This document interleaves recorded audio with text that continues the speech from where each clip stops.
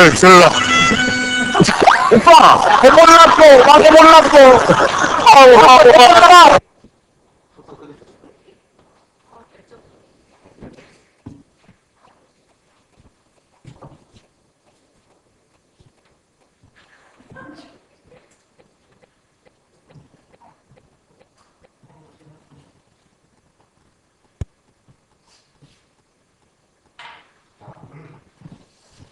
그다음 경기 변동은 여러분이 나중에 교재를 그냥 빠른 식으로 읽는데 읽으면서 내가 적는 판사한 거 핵심되는 것만 쭉 잡으면 돼요. 자, 일단 볼까요? 어디를 보느냐? 119페이지 보겠습니다. 119페이지. 자, 부동산의 경기 변동했고요. 그 1번에 인플레이션 있죠. 그러면 인플레이션의 물가와 물가 지수 있는데 요거는 참고로 그냥 읽으면 돼요. 됐나요? 이거 잘 이해가 안 됩니다 해도 관계없어요. 근데 맨 마지 가로의 밑에 맨 아래 부분에 가로 2번 인플레이션 있죠. 인플레이션. 일단 인플레이션이라는 것은 어떤 특정 물건만 상승하는 것이 아니라 모든 물가가 오른다는 거죠. 그럼 인플레이션은 우리가 화폐 가치 하락시킨다. 그리고 부동산 가치를 하락시킨다. 이 개념 잡으세요. 그것만 익히면 되고요. 그럼 반대가 디플레이션이다 하는 것은 모든 물가가 내린 거죠. 내렸을 때는 뭡니까? 부동산 가치를 상승시킨다. 화폐 가치를 상승시킨다. 이 정도만 알아요. 더 이상 보지 않아도 됩니다. 그리고 옆에 보면 작은 글씨 있어요. 그 오른쪽에 한 날개 부분 있죠. 날개 부분에 보니까 옆에 스태그플레이션 있죠. 이 스태그플레이션이라는 것은 원래 시험에 잘 안 오는데 이런 상식적으로 한번 읽어볼 때 지금 경기는 불황인데 호황을 누리고 있는 것이에요. 경기는 불황인데 호황을 누리고 있는 산업 이 자체를 우리가 스태그플레이션 이렇게 말합니다. 됐나요? 그러면 어떤 특정 부분이 전체 경기는 안 좋은데 그 분야만 호황을 누리고 있어요. 안 줘야 되는데 이것을 불황송의 호황이다. 이렇게 스태그플레이션입니다. 자, 이거 한번 읽어도 되고요. 자, 넘어갈까요? 그 다음에 나중에 혹시 심심하면은 쭉 한번 읽어보세요. 굳이 읽기 싫으면 읽지 말고요. 자, 그러면 120페이지 보면 밑에 보세요. 표 밑에 경기 변동 있죠. 자, 경기 변동에 보면 개념과 특징이라고 되어 있어요. 자, 이것도 그냥 쭉 읽으세요. 그 요까지 내가 읽으라는 것은 뭡니까? 시험에 자주 나오지 않는 거고 단지 이해를 돕기 위해서 참고적으로 보는 거지 주된 내용은 아니다 이 말이에요. 자, 그 다음 121쪽에 오세요. 자, 경기 순환의 국면 있죠. 2번 가로 반가로 2번 별 표시하세요. 별 표시 3개 하세요. 이 경기 변동 문제는 쉬워요. 어려운 문제 아니에요. 빨리 지나가야 돼요. 복습할 때도. 자, 4개 국면 있나요? 4개 국면에서 처음에 확장기, 후퇴기, 수축기, 회복기 이렇게 설명해 있고 그 다음에 이번에 2개 국면 2개 국면은 우리가 올라가는 국면이 있고 내려오는 국면이 있는데 그걸 우리가 호갱기 상승 국면 2개 있고요. 하강 국면 2개가 있어요. 자, 그런데 이거 잘 안 나와요. 그 다음에 3번에 보면 그 3번에 별 표시 1개였어요. 용어가 어려운 게 아니고요. 기억에 주기라는 말이 있나요? 주기? 예. 주기는 어디에서 어디까지를 했어요? 호갱기에서 다음 호갱기까지 또는 불갱기에서 다음 불갱기까지를 한 주기라고 합니다. 자, 조금 설명할 거고요. 니은, 진폭이 있어요. 진폭은 산의 정상 부분 있죠. 정점이라고 해요. 정상. 그럼 가장 낮은 점은 저점이라고 해요. 이거를 진폭이라고 해요. 자, 그림을 잘 보면 돼요. 그 밑에 있는 표 있죠, 표. 그림 18 있어요. 자, 이걸 내가 그려볼 테니까 지금 이 그림만 잘 정리하면 돼요.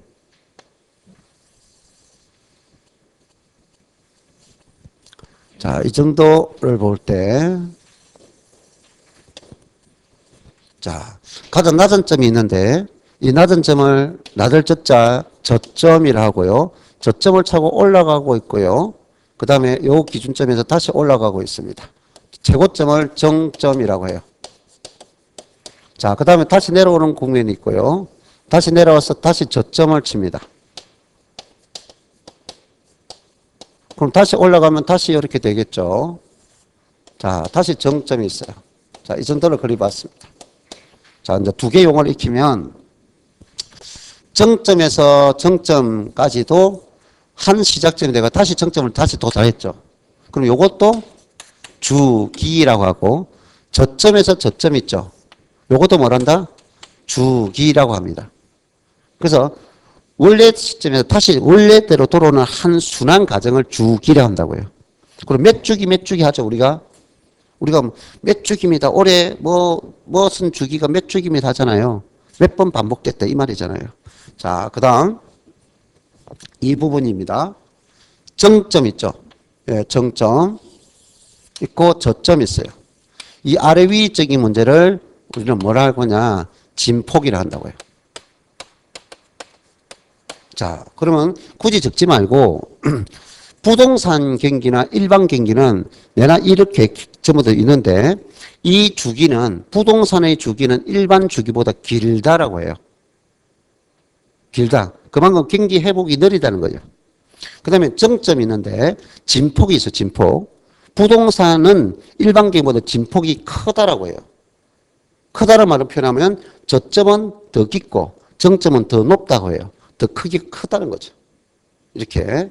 자, 그 다음, 요까지 이제 다 읽은 거예요. 그럼 요게 지금 선을 쭉 깠는데, 이 시세를 나타내는 기준선이라고 해요. 무슨 선? 기준선. 자, 그러면, 부동산 경기를 말할 거예요. 저점에서 어디 사이일까요? 시세 추세, 저점에서 시세 추세선으로 가는 기간이 있어요.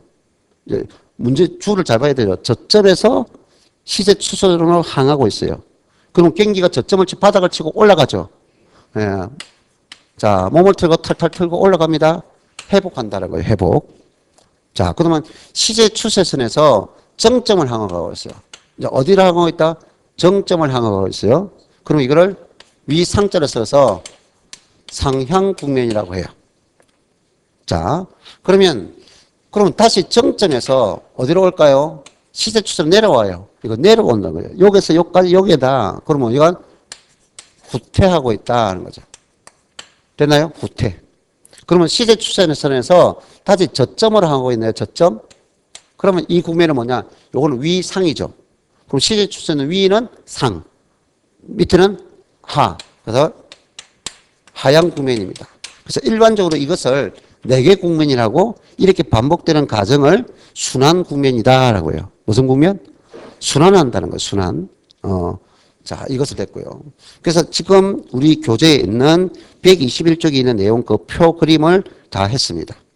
자, 그 다음 가로 3번 보죠. 경기 변동은 주기 있죠. 그게 시험에 안 나와요. 근데 주기가 어느 정도가 키친 두자죠. 키친 파동이죠. 3년 주기로 반복되는 것. 그리고 죽을라 파동은 어떤 죽을라 해도 죽을라 해도 돼요. 발음상 문제니까. 죽을래 해도 관계없습니다. 몇 년? 약 10년 주기죠. 그 다음 쿤츠네츠 파동은 건축 파동이다. 그것만 보세요. 쿤츠네츠는 뭐다? 건축 파동. 그거 별표시 해가지고 한번 밑줄 넣으세요. 그 다음 콘드라티 F 파동. 몇 년입니까? 50년이죠. 자, 단위를 암기할 필요 없어요. 3년, 10년, 20년, 50년 이거 암기할 필요 없어요. 근데 주기가 지금 어떤 특징이 있나요? 이렇게 생각하면 돼요. 다음 주보기 중 주기가 가장 큰 거. 2자, 3자, 4자, 6자. 글자 수가 많을수록 주기가 더 길더라. 이해됐나요? 우리 답을 맞추면 돼요. 알겠나요? 우리가 건축 경기에는 여기서 말하는 경기보다 또 한센 파동이라고 있어요. 한센 파동이 있는데 뭐 크게 중요한 것은 아니고요. 자, 122쪽 갈까요? 그 다음 경기 변동은 지표 있는데 요거 별 표시 3개 하세요. 근데 우리 시험에 이 파트가 안 나오길 바라야 돼요. 그래서 이 파트가 나오면 여러분한테 조금 힘들어요. 그래서 경기에서 원 1번 있나요? 원 1번. 2번과 3번은 우리가 거의 시험에 안 놉니다. 안 나오고요. 원 1번 있죠. 요거만 별 표시하세요.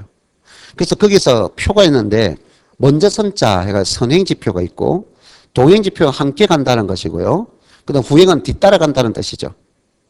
됐나요? 자, 우리가 건물을 짓는다 생각해 보세요. 건물을 질 때는 뭡니까? 건축 허가를 내주셔야 하겠죠. 그죠? 허가를 먼저 받고 뭡니까? 착공을 하겠죠. 그럼 착공을 한 다음에 뭡니까? 나중에 완공되면 분양을 하겠죠. 그래서 앞에 여기서 뭐냐? 허가 면적 있죠. 먼저 선행이고 허가를 받는 다음에 착공을 하겠죠. 착공을 한 다음에 뭐가 있습니까? 그거를 뭡니까? 이제 판매돼 생산 완공되면 판매하겠죠. 이렇게 되는 거예요. 그래서 요거는 자주 안 나오길 봤는데 우리가 나머지는 필요 없고 부동산과 관계되어 있는 선행지표, 동행지표, 그다음에 후행지표 있는데 우리가 30회 때와 30회 때 지문에 한번 나섰어요. 근데 그거는 우리가 문제 풀 때 자주 하는 것이라 쉬운 거였다는 거죠. 부동산을 나타내는 측정지표로는 건축량과 허가량 등을 들 수 있다. 맞단 말이에요. 그거는 선행지표다 후행지표 그런 말이 안 났어요. 부동산의 측정지표로는 건축량이나 허가량 등을 들 수 있다. 맞잖아요. 오케이. 그렇게. 그 다음 122쪽 아랫부분에 2번 있습니다. 부동산의 경기 변동에 순환적 경기 변동이라고 되어 있죠. 자, 이 순환적 경기 변동에서 1번, 2번, 3번, 4번, 이렇게 5번 쭉 나 있어요. 이 파트들은 사실 어렵지 않은데 1번이 뭐라고 했느냐 하면은 자, 부동산 경기는 상승과 하강이 뭐한다? 반복된다라고 해서 첫 번째 가운데. 자, 그 다음에 2번은요. 자, 요것은 별표시하세요. 일반적으로 부동산 경기는 일반적입니다. 일반적으로 부동산 경기는 뭐냐? 건축 경기를 의미한다라고 했어요. 일반적으로는 뭐라고요? 건축 경기. 그럼 건축 경기를 뭐라 하냐? 주거용, 상업용, 공업용. 이것을 건축 경기라고 합니다. 자, 그런데 그 중에서 뭐가 중요하다고요? 주거용 부동산 있어요. 자, 그 중에서도 건축 경기에서도 뭘 추가된다? 주거용이. 건축 경기에서도 주거용이 추가된다 하는 거죠. 자, 이렇게. 자, 그런데 이제 여기서 해비는 좁은 의미고 넓은 의미가 강의 개념이고 그 다음에 최강의 개념이 있어요. 자, 이 정도 알면 되는데 항상 우리가 뭡니까? 해비에서 강의를 갈 때는 해비를 포함하고 간다는 거. 그러면 최강의 갈 때는 강의를 포함하고 간다는 거. 자, 그래서 이 해비라는 것은 건축 경기 중에 주거용 경기만 말하는 것을 해비라고 합니다. 그 다음에 강의는 결과적으로 뭡니까? 주거용을 가지고 왔죠. 플러스 상업용과 공업용을 포함한 것을 강의예요. 그래서 강의를 건축 경기가 모두 다 들어갔죠. 건축 경기가 만들어졌기 때문에 문제에서 건축 경기가 강의입니다라고 해도 된다는 거죠. 자, 그러면 결과적으로 최강의는 주거용과 상업용과 공업용을 다 포함한 건축 경기가 되겠죠. 그럼 건축 경기에다가 플러스 토지 경기, 토지 경기를 포함시키면 이게 최강의라고 합니다. 자, 여기까지 됐나요? 예. 자, 그 다음. 그래서 이번에는 뭡니까? 해비 개념을 설명했고, 원 3번에는 뭘 설명했습니까? 이번에는 해비 개념을 설명했고, 3번에는 강의와 최강의를 설명했잖아요. 이해됐나요? 그래서 서술을 했다니까 여러분이 좀 정리가 조금 나네요. 그런데 요거를 이렇게만 정리하면 된다고요. 2번, 3번 설명했고요. 그 다음 4번입니다. 원 4번에 맨 경기라는 것은 밑줄 그으세요. 지역별, 부분별 경기 변동의 자 밑줄 딱 그으세요. 가중평균치 별표시 하세요. 무슨 평균치? 가중평균치다. 자, 그 다음 5번 갑니다. 123페이지 5번에 보면 자, 우리가 경기적인 문제는 첫 번째 보면은 순환적 변동이 있고요. 자, 순환적 변동 밑줄 거세요. 그 다음에 계절적 변동이 있고요. 장기적 변동이 있고요. 무작위적 변동이 있어요. 그럼 일반적일 때는 뭘 한다? 순환적 변동. 이것이 일반적 경기를 순환적 변동이라 하는데 또 부동산 경기는 무슨 변동이 있다? 계절적 변동이 있고 무작위적 변동이 있고 장기적 변동이 있어요. 자, 그래서 나타냈고요. 그 다음에 가로 2번 갑니다. 123쪽에 부동산 경기의 측정 지표 있죠. 이 측정 지표가 방금 뭐 했다? 122표지에 있는 원 1번 있었죠. 원 1번을 세부적으로 들어간 내용이에요. 됐나요? 자, 그래서 이거는 넘어가요. 자, 그 다음 124쪽에 옵니다. 가로 3번에 보니까 가운데쯤 보세요. 부동산 경기 순환의 유형이라고 했는데요. 자, 경기 부동산 순환 유형인데 가로 1번이 반가로 1번이 경기 순환의 유형돼 있죠. 자, 일반 경기와 부문별 경기 순환을 시간적 관계는 전순환적 줄거고 전순환적, 동시순환적, 후순환적, 역순환적 네 가지가 있습니다. 근데 이것을 이제 2번, 원 2번에 있습니다. 자, 원 2번과 원 3번을 가지고 이제 표현하는데, 자, 이거는 이렇게 표현하면 될 거예요. 자, 원 2번과 원 3번에 있는 내용은 이겁니다. 우리가 일반적으로 가운데는 뭐가 되느냐? 일반 경기를 놓아요. 일반 경기. 그럼 일반 경기에 비해서 이 경기는 어떤 관계냐 하는 거죠. 그래서 부동산 경기는 일반 경기에 앞서갈 수도 있고, 부동산 경기는 일반 경기보다 앞설 수도 있고, 역행할 수 있다. 그 다음에 늦춰질 수 있다. 자, 앞에 가는 것을, 일반 경기 앞에 가는 것을 앞전자 써서 전순환적이라고 해요. 자, 그럼 일반 경기보다 뒤처지는 거예요. 늦게 가는 거예요. 그래서 이거를 후순환적이라고 말합니다. 그럼 이 말이 어려운 건 분명히 아니다. 그죠? 자, 그럼 일반 경기와 함께 움직이는 것이에요. 같이 움직이는 것이에요. 그래서 이것을 동시 순환적이라기도 하고 이것을 우리는 병행한다 이렇게 해요. 자, 일반 경기보다 일반 경기 반대로 가는 게 있어요. 이것을 역순환적이라고 합니다. 그러니까 용어 익혔어요. 그래서 부동산 경기는 일반 경기보다 앞설 수도 있고 그 다음 역행할 수도 있고 같이 움직일 수도 있고 후순환적이 있는데, 자, 그럼 여기서 그럼 대체로 일반 경기보다 앞설 수 있는 거는 부동산 경기도 일반 경기보다 앞설 수는 있지만 일반 경기보다 앞서는 대체적인 것은 주식 경기입니다. 무슨 경기? 주식 경기를 말한다. 자, 그 다음에 부동산 전체, 이 자체를 아까 뭐냐? 최강의 개념은 부동산 경기는 요걸 전체 최강의였죠. 일반적인 부동산 경기는 이 건축 경기와 토지 경기 전체를 말해요. 부동산 경기는 뭐라고요? 건축 경기와 토지 경기 전체를 부동산 경기라고 해요. 그러면 일반적으로 부동산 경기는 고가이므로 부동산 경기는 일반 경기보다 후순환적인 것이 일반적이다. 자, 그런데 방금 건축 경기 있어요. 건축 경기는 뭐와 무엇을 나눴어요? 주거용과 상업용, 공업용이 있어요.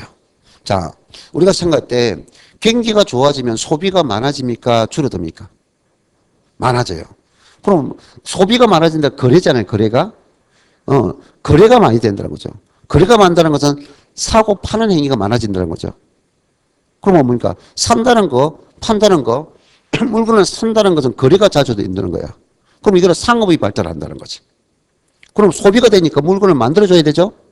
공업이 발달하는 거지. 그럼 거래가 좋아진다는 것은 결과적으로 상업용, 공업용이 발달하는 거예요. 소비가 많아지는 거예요. 그래서 일반 경기에 동시순환적이다. 일반 경기가 좋으면 상업용과 공업용도 활성화된다. 결과적으로 건축 경기 중에서 상업용과 공업용 경기는 일반 경기에 뭐한다? 동시순환적이구나. 이해됐나요? 그럼 경기가 좀 나쁘면 오히려 그 자금을 일반 경기에 소비를 못하니까 그 자금을 투자를 해야 되겠죠. 그럼 주식에 투자하는 거예요. 주택에 투자하는 거예요. 주택 경기입니다. 자, 이렇게 그림으로서 딱 보면 돼요. 그래서 이론을 쭉 설명해 놓은 것을 그림으로서, 표로서 다 설명됐습니다. 됐고요. 자, 그럼 세부적으로 설명한 내용은 지금 쭉 보고 끝나면 됩니다. 자, 그까지 세부적인 내용을 참고로 하면, 그러니까 124쪽 밑에 있는 방가로 2번부터 125쪽에 있는 내용들을 전부 다 뭐로? 그냥 잠깐 읽고 맨 밑에 표가 있죠, 표. 그 표에 있는 정리만 여러분은 알면 된다고요. 그 표를 정리를 그런 식으로 하는 것보다는 어떻게? 이렇지. 여러분이 꼭 알아야 될 표. 요거만 알면 된다고요. 이해됐나요? 오케이. 됐고요. 자, 그 다음 126쪽에 4번. 부동산 경기 변동의 특징이라고 되어 있죠. 자, 부동산 경기 변동의 특징은 있어요. 가로 1번이 부동산 경기는 일반적으로 뭐다? 후순환적이다. 무슨 적? 후순환적이다. 그리고 근데 밑에 3번 보세요. 원 3번. 그러나 부동산 경기 순환은 자, 이거 별표시하면 됩니다. 원 3번. 명백하거나 일정하지 않다. 불규칙적이다. 이거는 상식적으로 생각할 수 있죠. 우리 경기가 뭡니까? 명확하게 나타낸 것도 아니고 뭐 불규칙적이죠.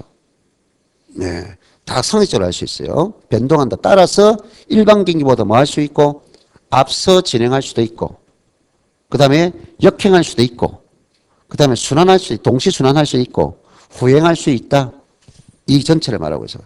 자, 그 다음 가로 2번에 부동산 경기의 주기 있죠. 원 1번이 뭡니까? 2번은 별 필요 없고 부동산 일반 경기보다 주기가 뭐다? 길다라고 아까 설명했죠. 더 길다. 그 다음에 가로 3번은 반가로 3번은 진폭이죠. 진폭은 뭐다? 크다. 크다는 표현이 뭐죠? 저점은 깊고 정점은 높다라고 설명했죠. 예, 그거 반가로 3번 진폭 설명했어요. 자, 그 다음 원 2번에 반가로 3번에 진폭이 큰 이유 있는데 거기에서는 기역, 니은, 디귿 있어요. 기역, 니은, 디귿 있는데 니은에 보면 별표시 해주세요. 부동산 경기가 일반 경기의 변동에 대항하여 민감하게 작용하지 못한다. 이것을 우리가 뭐냐? 민감하게 작용하지 못한다는 것을 타성기간이 길다라고 해요. 그럼 밑에 원 3번 디귿에 타성기간이라는 것은 진퇴하는데 시차가 소요된다. 왜?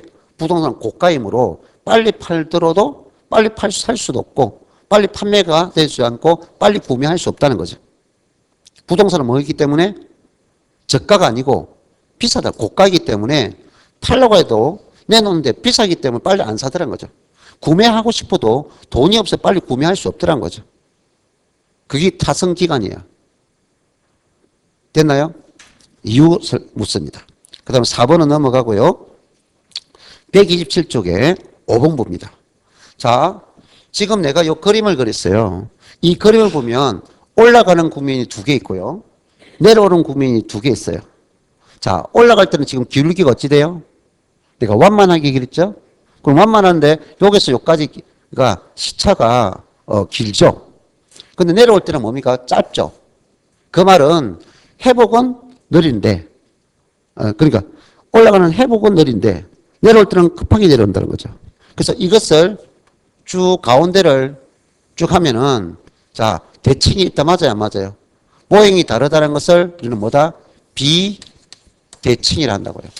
근데 어디 쪽으로 비대칭이냐? 우쪽으로 경사가 급하다는 거죠. 이해됐나요? 그럼 우경사라는 거죠. 그럼 우쪽인 내려올 때는 빨리 내리고 올 때는 늦게 오른다는 거죠. 그것을 간단히 말하는 것은 뭐다? 우경사 비대칭이다. 그 말을 정의 알겠나요? 그래서 우경사 비대칭이라는 용어는 뭐다? 회복은 느리게, 후퇴는 빠르게 일어나는 것을 우경사 비대칭이구나. 이렇게 설명한 거예요. 자, 그 다음 127쪽에 다른 형태의 경기 변동이 있는데 자, 가로 1번 계절적 변동이 있나요? 옆에 보세요. 오른쪽에 보면 얘가 한 기출 문제 있어요. 봄, 가을의 반복적인 주택 거래 건수 증가는 추세 변동 요인에 속한다. 추세 변동 아니라고요. 이것은 뭐다? 계절적 변동이라고요. 우리는 계절이 뭡니까? 봄, 여름, 가을, 겨울 있잖아요. 그럼 우리가 크리스마스 날이 되면 그건 크리스마스 한 계절이잖아요. 설날이 되면 추석이 되면 뭐 과일이 많이 팔려. 그게 뭐냐? 계절적 변동이잖아요. 이해됐나요? 가장 쉽게 설명할 수 있는 거죠. 자, 그 다음에 가로 2번이 장기적 변동이 있어요. 장기적 변동. 자, 장기적 변동은 어떤 지역이 자 개발하겠습니다. 쉽게 말하면 어느 지역을 핵심 도시를 지정했어요. 그러면 핵심 도시를 지정함과 동시에 그 지역 경기가 모두 급성장하나요? 그럼 그 지역의 경기는 핵심 도시가 형성되어 나가면서 점차 발되겠죠. 지금 우리가 핵심 도시란 말이 나온 것이 고 노무현 정권 때 만들어진 거잖아요. 그리고 지금 현재까지 아직까지 진행형이라고요. 응? 그래서 이게 장기적 변동이라. 그 지역의 경기는 정부의 어떤 지역의 개발지기 문제가 바로 변하는 게 아니라 시간을 두고 점차 변하는 것을 장기적 변동이에요. 그래서 별표 장계. 요것을 여러분 실수합니다. 그 다음에 이제 128쪽에 가면 가로 3번 있어요. 무작위적 변동했죠. 불규칙적 변동이에요. 그럼 불규칙적 변동은 뭡니까? 원래 정해지지 있던 것이고 예기치 못한 현상. 자, 천재지변 등이나 어떤 정치적인 문제가 탁 이슈가 났을 때 경기가 요동을 치는 거야. 정해져 있는 것이 아니죠. 예기치 못한 사건에 의한 변동을 불규칙 변동이다. 그래서 우리나라는 정부가 뭔가 부동산에 대한 규제를 탁 할 때마다 발표할 때마다 발표는 정해진 것이 아니라고요. 그때마다 정치가 팍팍 오죠. 그때마다 경기가 변동되거나 트럼프가 트럼을 할 때마다 전 세계 경기가 움직이죠. 또 우리가 포항이나 경주나 그게 뭐 지진 사건을 할 때 그 지역의 경기가 요동을 쳤다고 해요. 예기치 못한 것. 이런 것은 뭐다? 불규칙 변동이에요. 그래서 여러분이 불규칙 변동하고 뭘 착각하느냐면은 장기적 변동하고 착각을 많이 하더라고요. 이건 어려운 내용이 아니라 거기에만 조심하면 된다. 올해는 이 파트가 나올 확률도 높다는 거죠. 자, 그 다음. 자, 4번 갑니다. 128쪽에 가장 시험이 많이 나오고 가장 시험이 많이 나오는데 가장 쉬워요. 가장 시험이 많이 나오는데 가장 쉬워요. 그게 4번입니다. 별표지 3개. 경기 순환과 부동산 시장이 있는데 자, 회복 시장이라고 되어 있나요? 그럼 나중에 이거를 쭉 읽어보면 되고요. 그 다음에 129쪽에 상향 시장이 있나요? 그 다음에 3번 후퇴 시장이 있나요? 그 다음 하향 시장이 있나요? 자, 지금 요거 그랬잖아요. 자, 무슨 시장? 회복 시장. 그 다음에 상향. 그 다음에 후퇴. 하향이에요. 자, 그러면 지금 요거 그리고 내가 설명하는 그 안에 있는 내용들이 주된 내용은 지금 내가 요게 그림에 잡아 있는 것만 알면은 다 끝나. 주된 내용. 자, 암기 아니고 생각입니다. 자, 보세요. 이제 요거 보자. 그래서 지금 내가 이것은 경기 변동은 지금 빨리빨리 가고 있죠. 그죠? 오래 붙으면 시간이 아까워. 수요 공급은 탄력성은 내 머릿속에 생각도 하고 정리도 하고 또 생각도 하고 정리해야 되지만 이건 그냥 빨리빨리 가도 되는 문제. 자, 지금 우리가 경기가 좋아지고 있죠. 그럼 요게 시장에는 사자가 많겠어요? 팔자가 많겠어요? 생각 끝났나요? 지금 경기가 좋아. 그러면 투자하겠어요? 투자 안 하겠어요? 그럼 투자한다는 말이 뭐야? 그래, 사자. 그 사자 시장이라고요. 사다는 사람이 뭐야? 그렇죠. 매수자, 수요자라고요. 그럼 이 시장은 사자 시장이니까 시장에는 매도자가 존재할 것이고 매수자가 존재한다. 암기하지 마시고 누가 많다는 거죠? 이 시장 현재 매수자가 많다는 거죠. 이해됐나요? 그러면 요 계속 매수자는 뭡니까? 거래 경기가 좋아지니까 자고 일어나면 부동 가격이 올라가 있어. 자고 나면 부동 가격이 올라 있어. 그럼 물건을 가진 사람은 뭡니까? 빨리 팔고 싶어? 거래를 늦추고 하고 싶어? 그렇죠. 거래를 늦춰한다. 그걸 맞게 해석했느냐 말이야. 요 시장에서는 이 시장에서는 사다시장이니까 매도자는 거래를 늦추려 하는 경향이고 매수자는 빨리 사고 싶죠. 거래를 당기려고 한다. 그러면 적을 필요가 없어요. 그래서 수요자가 많아요. 근데 수요자가 많다. 초과 수요야. 그럼 가격이 계속 올라가겠죠. 자, 그러면 아무리 매수자가 살려고 하는데 물건을 가진 쪽이 물건을 안 넣으면 거래가 성립합니까? 그러니까 항상 많은 쪽에 의해서 거래가 성립되는 게 아니고 적은 쪽 입장에서 거래가 성립되는 거야. 그럼 이 시장은 누구에 의해서 거래가 성립된다? 매도자야. 그래서 매도자 중시다. 중심이다. 매도자 우위 시장이다. 이 용어들이 다 똑같은 말이에요. 암기하면 되겠죠? 사다시장은 매도자에 의해서 거래가 성립되는 매도자 중시, 매도자 중심, 매도자 우위 시장이다. 라고 합니다. 자, 그럼 문제는 이겁니까? 이겁니까? 이거 딱 묻고 두 개밖에 안 물어요. 그 다음에 또 요겁니다. 그러면 요게 요 올라가는 그 국면 두 개를 우리는 무슨 국면이라고 하느냐면은 확장 국면입니다. 올라가고 있는 이 두 개의 국면은 무슨 국면이란다? 확장 국면이라고 해요. 그럼 확장 국면은 사자가 되고 매도자 중심이 된다고요. 그러면 이 확장 국면이 되기 위해서는 과거에는 뭡니까? 가격이 올랐어요, 내렸어요? 그래서 간단히 빨리 생각하죠. 올라가는 국면은 과거는 무조건 내렸다. 그래서 과거란 말이 나와요. 과거. 과거 놓으면은 뭐다? 새로운 가격선은 하한가다, 상한가다. 하한가다. 그냥 안 길어도 된다고요. 올라가는 국면은 과거는 하한가. 이게 계속 묻는 거예요. 자, 끝. 우리가 자주 묻는 거. 끝. 자, 그럼 반대로 내려오는 국면. 이 내려오는 국면 두 개를 우리는 무슨 국면이냐? 수축 국면이라고 해요. 무슨 국면? 수축 국면. 그럼 요거는 무슨 시장이다? 팔자. 그럼 팔자는 뭡니까? 공급자죠. 그럼 여기는 무슨 수가 많아요? 매도자와 매수자 중에서 매도자 수가 많죠. 빨리 팔고 싶어. 근데 매수자는 돈도 안 되는데 빨리 투자하고 싶지 마음이 없죠. 조금 들어가면 내려가고 저점이 어딜까? 바닥이 어딜까? 기다린다고요. 됐나요? 그럼 누구 중심이에요? 그렇죠. 매수자가 부동산을 사줘야 거래가 되죠. 그러면 팔자 시장은 이 두 국면은 결과적으로 뭐냐? 매수자 중시, 중심, 매수자 우위 시장이 됩니다. 됐죠? 자, 그럼 팔자 시장의 과거는 가격이 올라서 내렸어요. 자, 내려온다. 과거는 상한가. 되나요? 올라간다. 과거는 하한가. 됐대요? 오케이. 그럼 이거 끝났어요. 자, 우리가 기본적으로 묻는 거. 그리고 아까 회복기는, 회복 시장은 어디서 어디로 간다? 저점에서 시세 추세선. 상향은 뭡니까? 시세 추세에서 정점으로.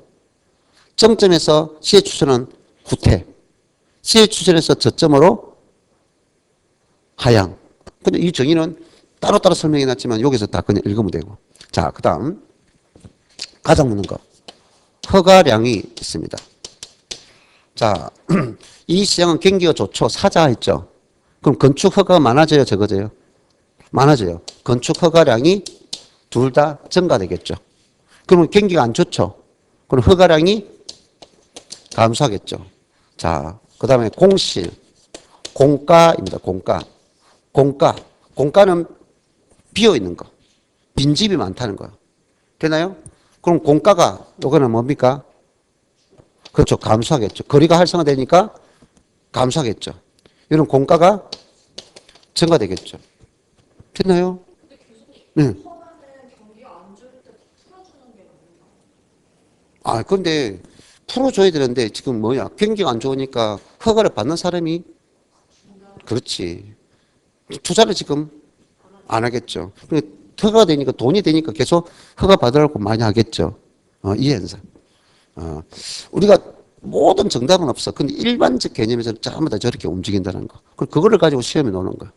그래서 그 다음에 그 과정을 지금 저 그림에서 다 나타난 거야. 요거 막 이렇게 볼 필요는 없다. 그 다음 130페이지 가면 5번이 안정시장이라 되어 있나요? 이 안정시장은 일반 경기는 없고 부동산 경기에만 있는 시장이라고 해요. 어느 시장입니까?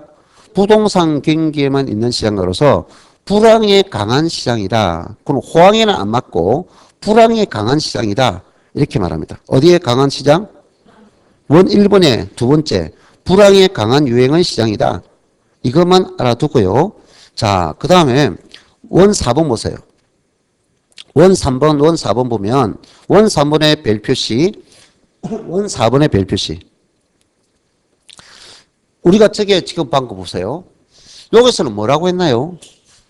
확장 국면은 가거가 무슨 가라고 했어요? 하한가라고 했어요. 근데 여기서 뭡니까? 수축 국면에서는 가거가 뭐냐? 상한가라고 했어요. 근데 여기 안정 국면은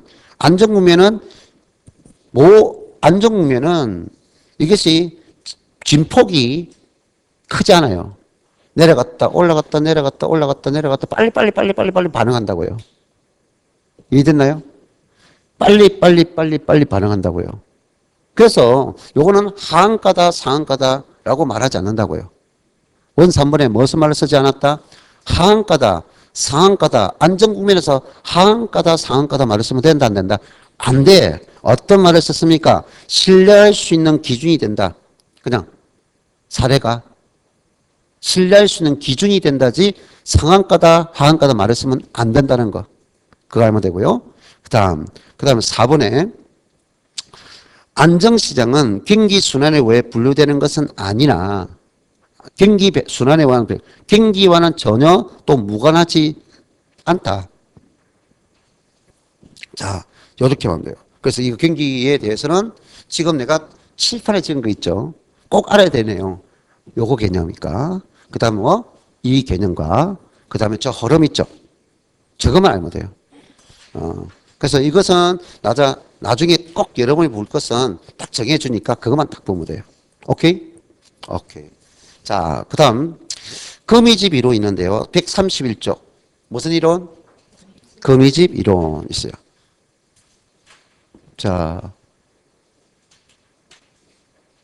나중에 프린터 보면 지금 내가 밴드에 지금 개론도 핵심 요약집을 계속 올려주고 있죠.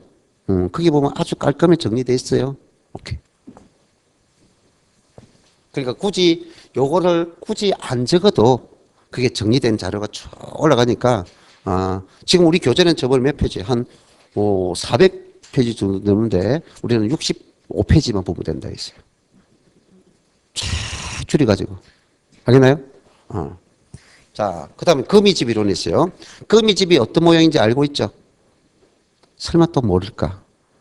스파이더맨이 뭐야? 그래, 거미 이거잖아요. 쫙 써가지고. 줄이 쫙쫙 가 있잖아요. 자, 우리가 거물 하잖아요. 거물. 바다에 고기 잡을 때, 거물처럼 돼요. 그래서, 자, 거미집 이론은, 에치켈이라는 사람이 있어요. 누구? 에치켈. 자, 그래서, 131쪽에 거미집이라는 원의가 부분이 있는데, 원 1번 있어요. 자, 원 1번은 그때 줄 거죠. 동태적인 이론. 거미가 움직인다, 안 움직인다? 위아래로 계속 돌고 뺑뺑 움직이죠. 동태다는 거고. 그 다음에 에치켈 밑줄 끄면 돼요. 자, 그 다음에 원 2번. 원 2번은 우리가 가운데 수요는 즉각적으로 가격에 적응 줄 거세요. 수요는 즉각적으로 가격에 적응. 그 다음에 공급은 일정한 생산 기간이 경과한 후 적응. 그죠? 결과적으로 수요는 시차가 없다는 것이고 즉각 반응하니까 공급은 시차를 두고 반응한다는 거예요. 됐나요? 이게 핵심이야. 그럼 다른 건 필요 없고 그 다음에 가로 2번에 보면 거미집 이론에 의한 수급 조절 과정이라고 있는데 수급 조절 과정은 그냥 끝나면 돼요. 이거 그냥 설명으로 읽으면 되고 132쪽이 있어요. 그 거미집 모형 그림이 있고요. 그 다음 가로 3번에 보면 거미집 모형의 가정과 한계라고 되어 있죠. 요거를 굳이 읽을 필요 없고 방금 뭐만 기가라 거미집 이론은 수요는 가격에 적합하는 거예요. 그 말은 물건을 구매하는 사람이 시장에 가서 가격을 바로 보고 양을 결정한다고요. 많이 살 것인가 적게 살 것인가. 근데 공급자는 공급자는 지금 물건을 팔러 갔더니 올해 가격이 좋아요. 가격이 좋다는 것은 돈이 된다는 거죠. 그럼 내년에도 농산물을 생산할 때도 뭐 하고 싶어? 많이 생산하고 싶어. 많이 생산하고 싶어. 근데 자, 보자. 배추를 생산한 사람이 올해 지금 배추를 생산해가지고 팔러 갔어. 올해 배추까지 너무 좋아. 돈 벌었단 말이야. 농부가. 돈 벌었으니까 지금 돈이 되니까 지금 바로 생산해서 공급해 줄 수 있어, 없어? 없다는 거야. 지금 공급자는 지금 현재 가격이 너무 돈이 되니까 공급 행위를 더 하고 싶은데 지금 공급을 할 수 없다는 거야. 배추를 생산하려면 기간이 소요되니까.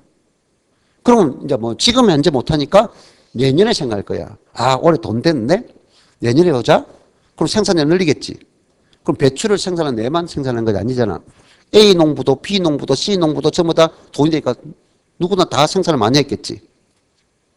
그럼 다음 해에 갔을 때는 시장은 수요는 한정되어 있는데 공급이 늘어났잖아. 그럼 초과 공급이 됐겠죠? 초과 공급이 되면 공급자 경쟁이 되죠? 가격이 뭐? 하락했어. 그럼 또 하락했으니까 또 농부들은 어떻게 생각해? 아, 돈 안 되네. 아, 그러면 내년에 뭡니까? 생산을 많이 하고 싶어? 적게 하고 싶어? 적게 하고 싶어. 너도 나도 다 적게 해. 그럼 그 다음에 또 왔어. 오니까 뭡니까? 수요는 한정되어 있는데 공급이 너무 적잖아. 그럼 수요가 너무 많으니까 초과 수요가 된 거예요. 지금 이 거미집 이론을 연구한 시점은 현대가 아니라고요. 현대 정보가 막 스마트폰 정보를 알고 있는 인터넷이 발달한 그런 시대가 아니라고요. 그런 전환이나 인터넷이 없는 시대라고요. 그러니까 이 농산물지기 문제가 정부가 서로가 공유가 못하니까 한 해는 뭡니까? 초과 공급. 초과 공급의 가격이 떨어져. 또 한 해 가니까 초과 수요. 그럼 가격이 또 급등하고. 이 현상이 뭡니까? 계속 반복되더라는 거죠. 그래서 오늘 우리가 첫 시간에 했던 딱 이것만 보면 돼. 자, 수요 곡선이 있고 공급 곡선이 있죠. 이게 뭐라 했죠? 균형점이랬죠. 이 균형점에 일어나는 가격이 수요자와 공급자와 합의된 가격이잖아. 가장 이상적인 가격 형태라고요. 그러면 우리가 이 위에 있는 가격은 수요자보다 공급자가 많아서 초과 공급 현상이 발생하죠. 그러면 아래는 가격은 공급자보다 수요자가 좋아해서 초과 수요 현상이 발생하죠. 그럼 방금 이 수요자는 가격이 즉각 반응하는데 공급은 시차를 두고 시간을 두고 공급 행위를 한다고. 그러다 보니까 무슨 현상이 초과 수요와 초과 공급이 반복되는 현상을 뭐다? 거미집 이론이란다. 공급에 대한 시차. 이해됐나요? 수요는 가격이 뭐한다? 즉각 반응하고 공급은 가격에 대해서 시차를 둔다. 이 말이에요. 이 개념을 이론을 묻는 거야.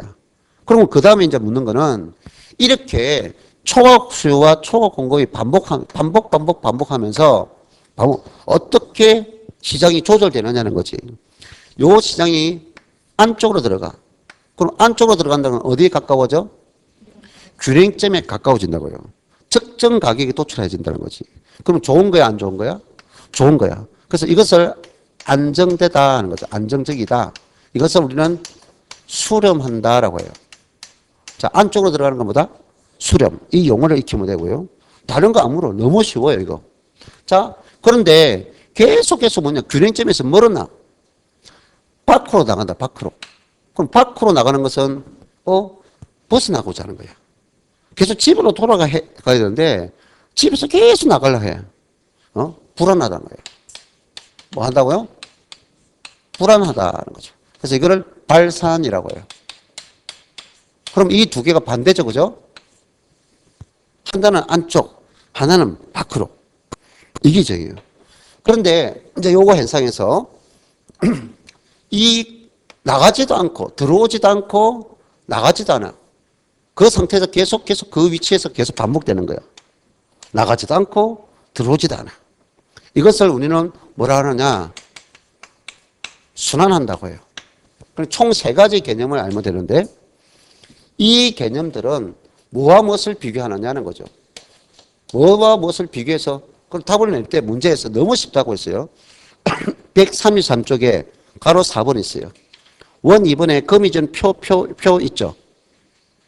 원 기역 있고 수렴돼 있죠. 그럼 밑에 표가 있어요, 한 개. 기울기와 가격 탄력성을 비교해 줬죠.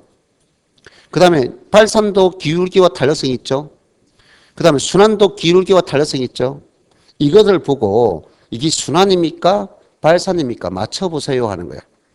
오, 너무 쉬워. 자, 엄청 쉽다. 요거 틀리는 사람은 내가 속으로 뭡니까? 꿈자리 찾아간다. 알겠어요? 저게 눌리면요. 힘들어요. 숨이 막혀요. 요즘 몸무게 빠졌지만. 자, 그래서 우리가 탄력성을 보는데요. 탄력성을 수요, 가격의 탄력성, 수요 탄력성. 그 다음에 공급 탄력성인데 우리가 탄력성은 아까 뭐였어요? 양이었죠, 양. 그러면 요거를 문제에서 수요 탄력성 하면 수요량을 그냥 읽어. 수요량 생각하면 돼. 수요 탄력성 하면 뭐라고요? 수요량 읽으면 돼. 공급 탄력성 하면 뭐냐? 그냥 공급량이다 읽으면 돼. 되나요? 자, 우리는 시장은 공급이 많아야 됩니다. 공급과 수요를 비교할 때 수요량보다 공급량이 많아야 경제가 잘 돌아갑니까? 아니면 공급량보다는 수요량이 더 많아야 됩니까? 뭐 방금 답이 엇갈렸어. 그렇지. 수요량이 많아야 돼. 공급은 안 하면 그냥 참으면 돼. 근데 공급을 했는데 수요가 적으면 어떤 문제가 발생합니까? 공급을 했는데 수요가 안 되면 자금이 회전이 안 돼. 그럼 물건을 만든 사람은 남는 재고를 버리는데 돈이 들어가. 자금 회수가 안 되니까 인건비도 못 줘. 다음에 또 생산할 때 원자재도 구입 못 해. 그럼 경기는 악순환 계속하고 파업만 계속해. 가장 중요한 건 소비야. 모든 경제 논리는 소비라고요. 그래서 시장은 공급 행위보다는 뭐다? 수요가 많아야 돼. 근데 수요가 있기 때문에 공급 행위를 하는 거야. 그리고 수요가 존재하는데 당연히 수요가 많아야 되는데 수요가 적정한 공급 행위가 못 해줘도 경기는 파트 안 돼. 자금이 공급 행위를 못 주면 자금도 또 순환이 안 돼. 계속 뭡니까? 숨기는 거야, 숨기는 거. 잠자고 있다고요. 이것도 문제가 있던 거예요. 그래서 우리나라는 실제는 이 대기업들이나 일반 잘 사는 데는 유동 자금이 많지 않고 잠자고 있는 자금이 엄청 있어요. 근데 이 잠자는 자금을 끌어내야 되는데 지금 현 정부에서 그렇지 못하고 있기 때문에 계속 불만이 있는 거예요. 무슨 말 알겠어요? 잠자고 있는 자금은 엄청 많아. 다른 외국 사람들 우리나라 보면 놀래. 분석할 때. 와, 저 잠자는 자금이 많은데 저거를 왜 이용하지 못할까? 이렇게 안타까워하는 거예요. 자, 근데 우리나라 정부에서는 현재까지도 이걸 잘 끌어낸 정부가 없었어. 응? 근데 또 어느 선거치만 되면 꼭 공사를 하다든지, 헛동안 썼다든지, 이렇게. 또 여기 또 매스컴 타는데 또 나중에 가면 찾아올라. 예. 그래서 우리가 일단은 가장 중요한 게 수요가 좋은 거예요. 그럼 답이 있어요. 수요 탄력성은 그냥 양의를 읽으면 되고, 결국 안정이라는 것은 뭔가 수요 탄력성이 공급 탄력성보다 클 때다. 이건 1보다 크다 적다 개념 아니야. 그냥 수요 탄력성은 0.2고요. 공급 탄력성은 0.1이에요. 전부 다 1보다 적은 값이잖아. 이 자체로 보면 비탄력적, 이 자체로 보면 비탄력적이지만 이 두 개를 비교하면 수요 탄력성은 공급 탄력은 크다는 거야. 그럼 뭐다? 수렴. 그러면 이거는 발산은 뭡니까? 이렇게 되면 돼요. 순환은 같다 하면 돼. 자, 오늘 우리가 첫 번째 탄력성에서 탄력성을 반대가 뭐라 했죠? 기울기라 했어. 기울기. 그러면 탄력성을 보면은 이게 되지만 수요의 기울기라고 했어요. 공급의 기울기라고 했어요. 근데 기울기 값에는 특히 수요기는 마이너스 값이 들어가. 기울기를 무슨 값이다? 마이너스 값이 들어간다고요. 그래서 오늘 우리가 수요 가격 탄력성도 뭐를 붙인다고 했어요? 절대값을 붙이듯이 기울기 값도 절대값을 붙인다. 이거 알면 돼요. 그러면 수요 탄력성이 공급 탄력 크다는 것은 이게 수렴이라면 반대는 기울기는 공급 기울기가 수요기보다 크다 하는 거예요. 이해됐나요? 그럼 이 반대 논리는 다 발산이고 같다 하면 뭐냐? 순환이라는 거예요. 그러면 여러분은 뭐 하나만 알면 돼요. 이거 하나만 잘 알면은 이 개념도 이 개념도 되잖아. 이거 하나만 잘 정리해두면. 이거 반대가 발산이니까. 이 반대가 발산이니까. 이해됐나요? 이게 거미집이론 끝이에요. 예. 원래는 기울기입니다. 자, 이렇게 해서 우리는 시장론까지 들어갔습니다. 자, 오늘 수고 많았습니다. 예.